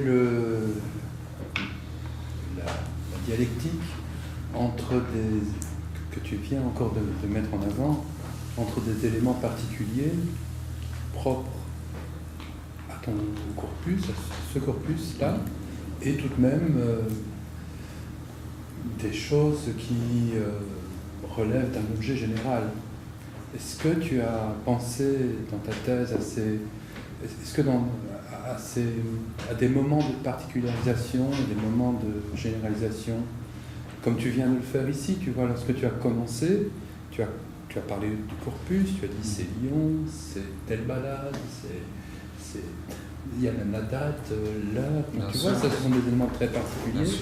Et puis, dans les résultats, beaucoup de choses sont extensibles. Voilà, extrêmement. Donc tu vois, et par rapport à d'autres objets, on a parlé de l'œuvre littéraire qui a effectivement une densité, une complexité aussi grande, mais où peut-être cette extensivité n'est pas nécessairement recherchée, et d'autres objets au contraire qui seraient... Alors justement, quand on travaille sur la typologie, où là, quels que soient les exemples qu'on donne, on se situe constamment à un niveau de généralité où les écarts sont négligés, où toutes les choses qui particularisent l'objet, toutes les choses qui dans le corpus risquent de particulariser l'objet ne sont pas prises en compte. Et donc, voilà, comment est-ce que tu as problématisé cette dynamique que tu as entre les deux statuts de ton objet? J'ai déjà essayé de le faire dans une première perspective de monter en généralité, en passant de la scène pratique des balades urbaines, ce qui se joue là dans le cours des balades urbaines, à une scène pratique des pratiques ordinaires. Donc en mettant en regard ce qui se joue ici et maintenant dans le cours de la balade urbaine par rapport à d'autres pratiques de la ville, parcourir la ville à vélo, ça c'est une première dynamique de généralisation au niveau des pratiques, mais il y a une deuxième dynamique de généralisation possible, c'est voir dans quelle mesure ce qui est en train de se dire à Lyon, ici, avec ses participants, ces personnes-là, dans telle occurrence de la balade urbaine, nous permet de penser une urbanité à un niveau général, qui n'est pas cette ville, mais qui est la ville en concept. Et donc, comment le cas de la ville de Lyon à cet endroit-là nous permet de penser les autres villes dans d'autres lieux, même la ville de Lyon avant la ville de Lyon après, ça c'est aussi une dynamique historique qui est en jeu. Et c'est des passages que j'ai proposés. Alors ça m'a été un peu parfois reproché en me disant mais est-ce que vous croyez vraiment qu'on peut généraliser comment ? Ah bah bien sûr, en effet, ouais. Mais moi ce qui m'intéresse c'est pas de généraliser en posant des vérités. Ce qui m'intéresse c'est de problématiser cette dynamique de généralisation, à saisir la limite de ce mouvement et à dire bon bah très bien, on peut essayer de monter en généralité, mais finalement en quoi cette montée en généralité n'est qu'une problématisation pour revenir sur le corpus. C'est un passage, c'est pas une fin en soi en fait.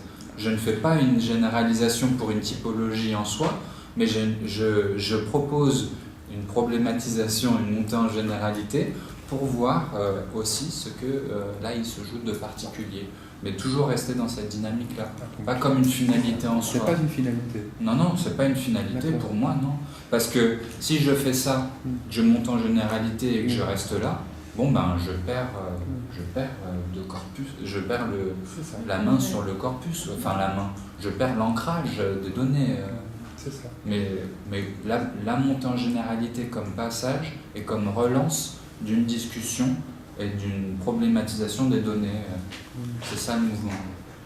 Parce que, si tu veux, aussi, il n'y a pas que moi qui fais ça. Après aussi, c'était un travail en collaboration avec Pierre Boudji, et du coup, c'était ça qui était intéressant. Quoi. Ce que je voudrais te demander un petit peu quand même, c'est cette montée dans la généralité, ça répond à une méthode banale en science, la méthode inductive, tu vois. Donc, sauf que justement, généralement, on ne revient pas au particulier dans ce cas-là. Hein, on réduit et en réduisant, on perd.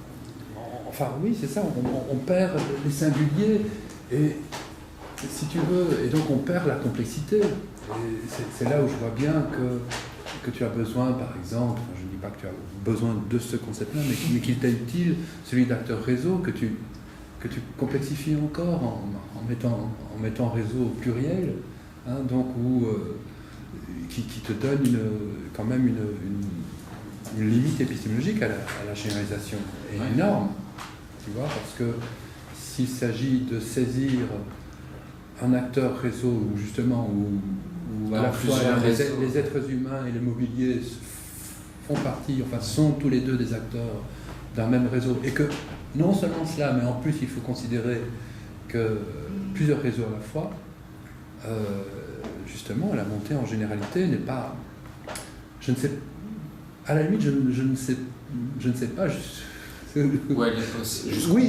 Oui, tu vois, parce que si tu veux vraiment tenir en compte cette idée d'acteur réseau pluriel, quel effort de généralisation peux-tu faire, tu vois, c'est-à-dire encore une fois, si tu dois tenir en compte toute la complexité de ton objet, comment vas-tu lui donner des comparables? Tu vois, la comparaison, elle peut être obtenue déjà par la mise en regard des deux occurrences, de ce qui se joue le dimanche avec telle personne, etc., avec l'autre balade. Alors, on pourra dire, bah oui, mais c'est pas les mêmes participants, donc déjà il y a un paramètre qui joue. Les personnes qui sont en coprésence, déjà c'est un paramètre majeur. C'est ce que tu pourrais dire, toi. J'ai dit on pourrait me dire. Mais voilà.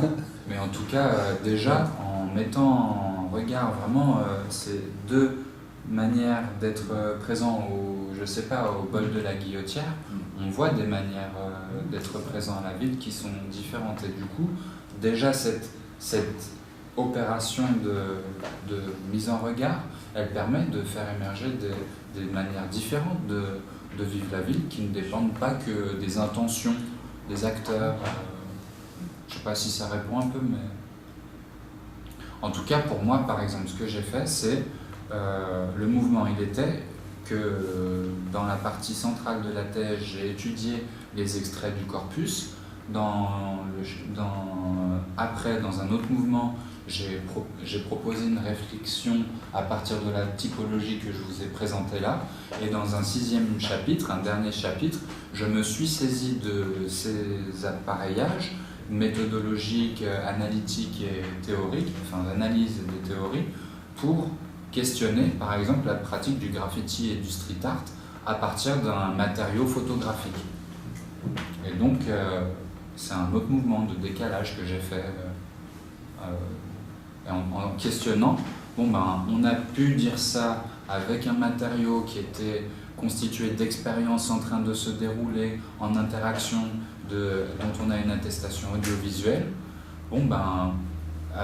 Essayons de voir de nouveau qu'est-ce que étudier la pratique du graffiti à partir d'un matériau photographique pointe comme limite, et donc de relancer la discussion sur un autre type d'objet d'étude. Juste en rebond par rapport à ce que vient de Samir, j'aurais te poser la question sur le seuil inférieur et non plus le seuil supérieur. C'est-à-dire, c'est très compliqué. Tout ça est compliqué. Oui, mais non, parce qu'il y a aussi un seuil inférieur. C'est-à-dire, par exemple, les participants, tu ne les as pas, tu n'as pas fait d'entretien individuel avec eux. Il y a quand même eu une décision sur la granularité à laquelle tu t'arrêtais dans les données que tu collectais. Comment tu as défini ce seuil inférieur de granularité? Pourquoi ne pas avoir mené des entretiens individuels avec chacun des participants, les questionner sur le métier de leurs parents, sur l'endroit où ils habitent, etc. Voilà. Pourquoi cette strate-là de données, tu ne l'as pas prise en compte? Et du coup, petite question corollaire, comment tu as réglé la question de la confidentialité et du traitement des données personnelles? Parce que quand même, un enregistrement audiovisuel, tu as dû auprès des participants obtenir une autorisation d'enregistrement. C'est ça le consentement que tu as obtenu d'eux. On a au laboratoire un document qui encadre la constitution des données, et on demande une autorisation d'enregistrement et de diffusion des enregistrements en question, comme ici par exemple le fait de diffuser des extraits. Mais là-dedans, après, il y a une éthique de la recherche qui est en jeu, et du coup, il y a des passages que je décide de ne pas étudier. Pourquoi? Parce qu'il me semble qu'ils mettraient dans... Il y a des... Ou en tout cas, par exemple, une pratique qui est faite, qui n'est pas la mienne et qui ne met pas en jeu mon éthique personnelle, mais une déontologie partagée, c'est la question d'anonymiser des noms de famille, de personnes qui ne sont pas là, et des personnes elles-mêmes. Je donne le nom des guides parce qu'il est présent dans des documents institutionnels au musée Gada, il y a leur nom, mais les autres participants, je ne donne pas leur nom. Et donc là-dedans, par exemple, l'anonymisation au niveau des données sur les personnes et au niveau des données des personnes, elle a un mouvement qui est déjà là, quoi. Et le niveau infra, par exemple, pour la thèse, on n'a pas mené d'entretien individuel ou collectif à la suite des enregistrements ou avant les enregistrements, parce que déjà, un niveau pratico-pratique, ça aurait été difficile de tout faire en 3 ans, de tout traiter en 3 ans, mais après, à un niveau épistémologique, il se jouait le fait d'étudier ce qui est en train de se jouer pour des participants dans le cours d'une interaction à ce moment-là. Et donc, relancer une perspective a posteriori, à rebours, sur une scène, une interaction pratiquée, ça vient poser d'autres questions sur le statut que l'on accorde à ce matériau d'attestation d'une interaction. Ça aurait été possible, et par exemple, c'est quelque chose que l'on souhaiterait faire dans le cadre du post-doctorat pour lequel je vais travailler à constituer des enregistrements de visites guidées en milieu muséal avec après des entretiens. Mais sans chercher à opérer par exemple une méthode d'autoconfrontation, où on viendrait montrer l'enregistrement à la personne, à une des personnes ou aux personnes qui sont les participants à l'interaction, et on leur dirait qu'est-ce qui se joue là pour vous quand vous dites ça, ou qu'est-ce qui se joue là pour vous quand quelqu'un a dit ça, mais plutôt à faire émerger dans un entretien collectif un regard, mais pas sur les données, pas à partir des données produites. Question juste un peu subsidiaire à la première. Est-ce que tu as une intention, est-ce qu'il y a une incidence de ta thèse, de ton travail de recherche, donc c'est pendant 3 ans quand même, est-ce que tu as donné une intention d'une incidence justement particulière sur l'objet que tu as, cette balade urbaine, l'esprit skate? Est-ce que tu voudrais que ton travail ait une incidence directe? Est-ce que... Sur qui? Sur quoi? Sur cet objet-là que tu as étudié. Est-ce que, s'il se reproduit d'ailleurs, je ne sais pas si c'est le cas, s'il y a d'autres balades esprit skate encore aujourd'hui? Ah non, il n'y a pas d'autres balades esprit skate. Ça n'a été qu'une? La balade esprit skate était programmée par les musées Gadagne là au printemps 2016. Peut-être qu'ils vont la reconduire plus tard, mais je n'en ai pas encore connaissance de ça. Les deux guides sont des stars. D'accord. Donc les stars ne vont pas se Non. reproduire. Non, mais c'est aussi une programmation culturelle. Tu n'as pas tu ne délivres pas quelque chose en dehors de l'université ou du monde scientifique? Si. Dis-moi. Ouais. Du coup, dans le jeu, moi j'ai pris contact avec les musées Gadagne et avec le service Pop Science de l'université de Lyon. Pop Science, pop et populaire. Et du coup, l'enjeu est maintenant d'élaborer un mouvement qui est une forme de traduction du travail de thèse, de médiation du travail de thèse dans l'espace social lyonnais vers les habitants, vers les guides aussi, et en concertation avec les musées Gadagne. Et du coup, on a programmé une rencontre. Elle n'est pas encore officielle, mais on va programmer une rencontre au sein des musées Gadagne pour échanger sur ce travail avec les visiteurs du musée. Ça, c'est une médiation, mais après, il y a d'autres idées de médiation. Par exemple, déjà publier la thèse autrement que sur le service institutionnel des thèses, mais aussi proposer des formes de médiation de cette étude à travers des formes peut-être moins conventionnelles pour la recherche, mais en cours au niveau de la médiation scientifique pour le grand public, à travers la réalisation d'articles dans des magazines à visée vulgarisante ou valorisante, des choses comme ça. Mais pour moi, c'est une étape importante parce que si on part du terrain de la pratique des institutions extra-académiques et de la pratique des acteurs sociaux, alors comment il y a une retombée sur ces pratiques-là? Et je pense que c'est important quand on mène une étude sur ce type d'objet-là. Ici à l'université, il y a des premières expériences. Comment? Il y a des premières expériences à l'université, notamment à travers la Maison des sciences de l'homme. Okay. Je ne sais pas si vous avez l'habitude. Il y a toute une série là, de travail de collaboration, recherche, monde extérieur, qui mènent à des actions. Oui. Pas exactement le même sujet, mais on a redessiné un parcours en ville, etc. D'accord. Non, mais parce que je posais la question aussi parce que dans votre cas, dans le cas d'une faculté d'architecture, c'est clair que la réflexion que l'on peut avoir sur un site, qui peut être très longue, a tout de même une incidence très nette sur le site même, sur ce qu'on va faire du site. Absolument. Toute question posée à la ville, parce qu'on pose celle-là, est toujours complexe, parce que la ville, par elle-même, c'est la complexité de la vie humaine, dans un rapport environnemental, etc. Bien sûr. Donc il n'y a jamais une méthode. Non. Par contre, ce qui est intéressant, c'est comment on peut développer de nouvelles types d'approches, de nouvelles pratiques, comment les utiliser avec d'autres pour faire cet exercice de la lecture justement globale et complexe de la ville qui est difficile.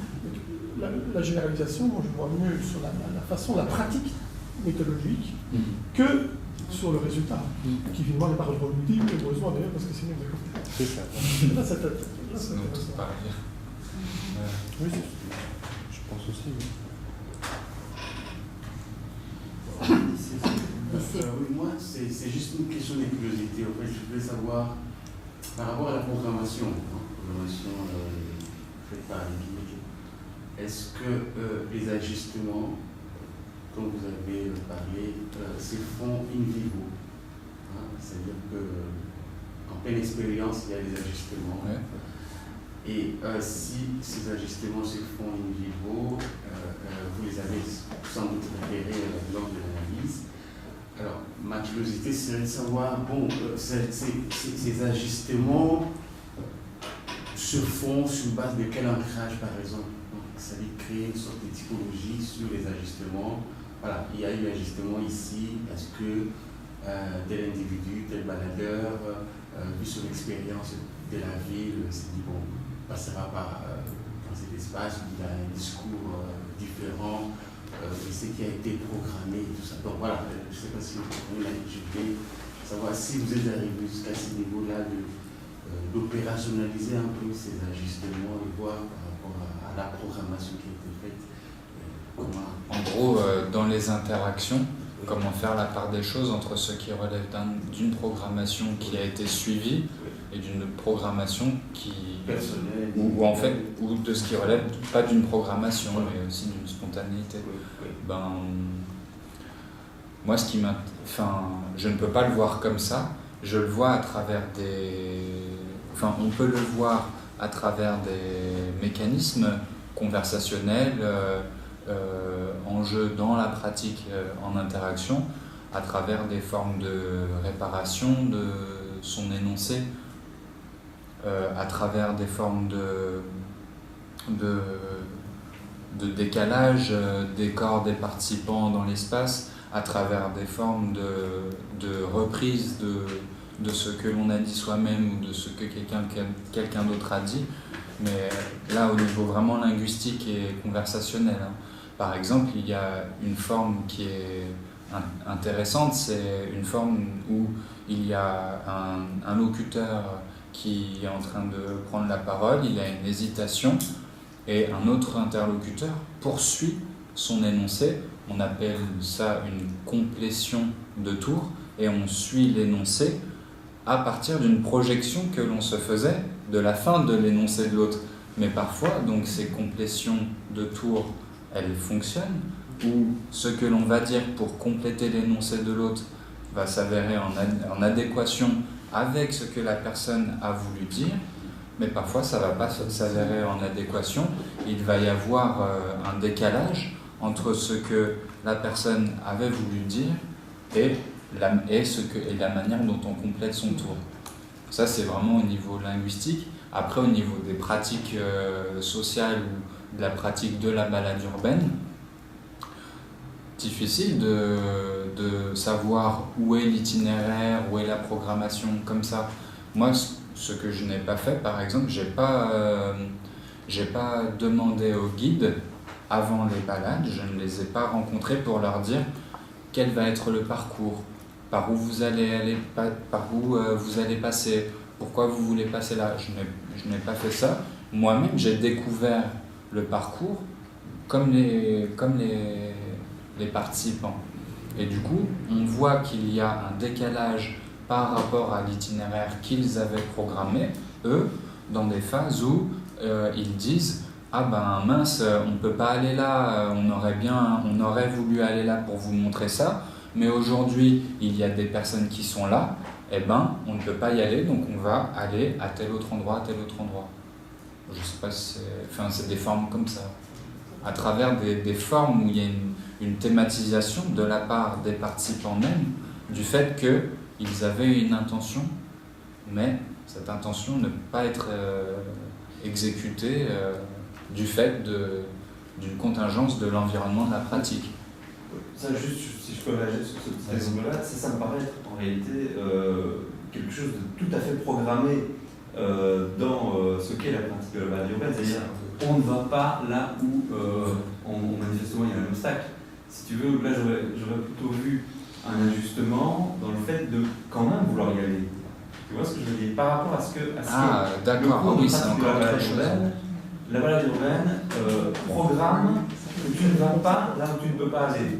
Tu vois? Ouais, je comprends. C'est un autre niveau de pertinence, c'est un autre regard sur. Là, c'est un déplacement du regard. C'est que oui, quand tu décris, on dit on ne peut pas y aller donc on n'y va pas, en fait il suit le programme de la balade urbaine qui veut qu'on n'ait pas là où on ne peut pas aller. Mais cela dit, oui, c'est vrai que c'est difficile à repérer ce qui relève de l'ajustement ou ce qui suit le programme du cours de pratique. En fait, il y a une tension entre programmation et ajustement, où l'ajustement est toujours en dialectique avec la programmation, mais en dehors de cette dialectique, il y a le geste qui est là et qui va sortir de cette dialectique. Et le geste énonciatif ou praxéologique, il est justement quelque chose qui sort de cette dialectique et qui vient rompre cette articulation entre quelque chose de prévu et un ajustement par rapport à cette chose prévue, qui, comme tu le dis, cet ajustement peut lui aussi être prévu finalement. La personnalité manipulatrice de ça. C'est ça, ouais. Mais en tout cas, opérer le décalage, c'est intéressant ce que tu dis en disant, moi, en fait, ce que je proposais comme réponse se situait sur le plan du discours et de la pratique qu'ils avaient l'intention de réaliser, et toi, tu te situes à un autre niveau qui est celui de la balade urbaine et les conventions et ses conventions. Ouais. Mais il y a tous ces niveaux-là justement qui sont en jeu et qui sont parfois difficiles à discerner.